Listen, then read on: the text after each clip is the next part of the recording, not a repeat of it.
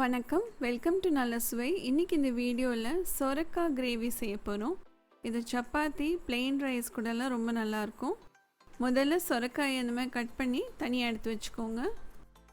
ஒரு ப்ரெஷர் பேனில் 2 table spoon எண்ணெய் சேர்த்துட்டு 1/2 டீஸ்பூன் கடுகு, 1/4 டீஸ்பூன் வெந்தயம், 1/2 டீஸ்பூன் ஜீரகம், 1/2 டீஸ்பூன் சோம்பு சேர்த்துக்கலாம். மீடியம் ஃப்ளேமில் கொஞ்சம் வதங்கின அப்புறம் 1/2 இன்ச் அளவுக்கு இஞ்சியை இந்த மாதிரி சேர்த்துக்கோங்க. இஞ்சி கொஞ்சம் வதங்கின அப்புறம் 4 மீடியம் சைஸில் தக்காளியை மிக்சியில் இந்த மாதிரி நைஸாக அரைச்சிட்டு இதோட சேர்த்துக்கலாம். மீடியம் ஃப்ளேமில் 5 நிமிஷத்துக்கு இதை நல்லா வதக்கிக்கோங்க. 5லேருந்து 7 நிமிஷம் வரைக்கும் தக்காளியை நல்லா வதக்கிட்டு 1/4 டீஸ்பூன் மஞ்சள், 1 டீஸ்பூன் மல்லித்தூள், 1 டீஸ்பூன் சிவப்பு மிளகாத்தூள் சேர்த்துக்கலாம். எல்லாத்தையும் நல்லா வதக்கிக்கோங்க. அடுப்பு மீடியம் ஃப்ளேம்லேயே இருக்கட்டும்.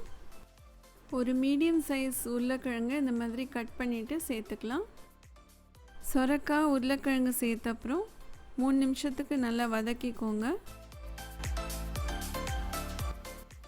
3/4 கப் தண்ணி,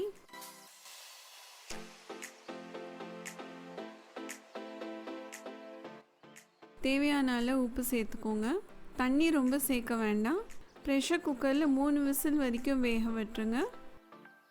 சொரக்காய் கிரேவி ரெடி. கடைசியாக கொஞ்சமாக கொத்தமல்லி தூவி விட்டுக்கோங்க. இந்த ரெசிபி உங்களுக்கு பிடிச்சிருந்தா NallaSuvai சேனலுக்கு சப்ஸ்கிரைப் பண்ணுங்கள். நன்றி, வணக்கம்.